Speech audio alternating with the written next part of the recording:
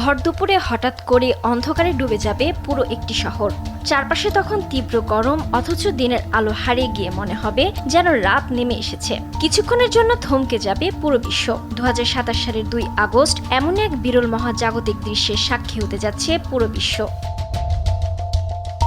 মিশরের নীল নদের তীরে দাঁড়িয়ে থাকা হাজার বছরের পুরনো মন্দির, সমাধি আর রাজাদের উপত্যকার উপর দিয়ে ওই দিন ধীরে ধীরে এগিয়ে আসবে চাঁদের ছায়া।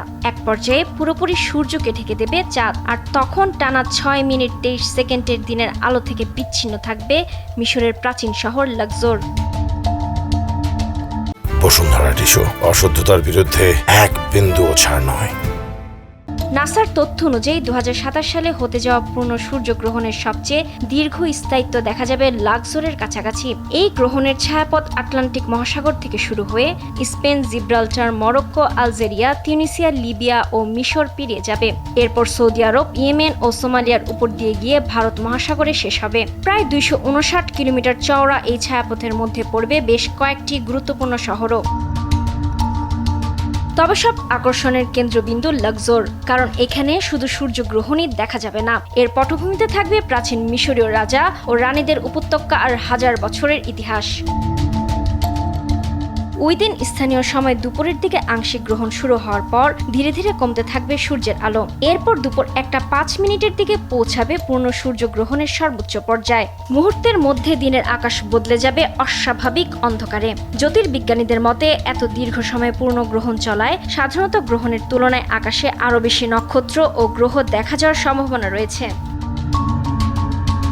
তবে বিরল দৃশ্য দেখতে গিয়ে দর্শনার্থীদের মোকাবেলা করতে হবে তীব্র গরমও।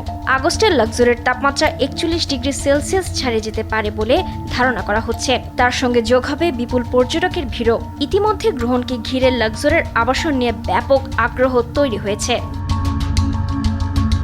আফ্রিকার আকাশের সূর্যগ্রহণের ইতিহাসও কম নাটকীয় নয়। 1919 সালে পশ্চিম আফ্রিকার প্রিন্সিপে দ্বীপে পূর্ণ সূর্যগ্রহণের পর্যবেক্ষণ করে ব্রিটিশ জ্যোতির্বিজ্ঞানী আর্থার এরিংটনের দল সূর্যের পাশ দিয়ে যাওয়ার সময় মহাকর্ষের প্রভাবে তারার আলো বেঁকে যাওয়ার ছবি ধারণের মাধ্যমে পরে আলবার্ট আইনস্টাইনের আপেক্ষিকতার তত্ত্বের গুরুত্বপূর্ণ প্রমাণও পাওয়া যায়।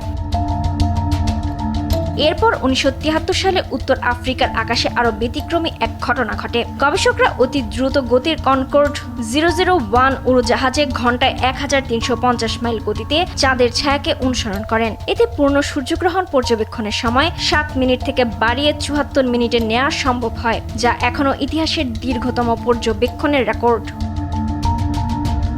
এবার সে মহাদেশই আবার চোখ থাকবে পুরো বিশ্বের। কয়েক মিনিটের জন্য দিনের বুক চিরে নেমে আসবে রাত, আর ঠিক 6 মিনিট 23 সেকেন্ডের সে অন্ধকার দেখতে লাক্সোরে পাড়ি জমাবেন হাজারো মানুষ। রুবায়েত তানজুম, দেশ টিভি।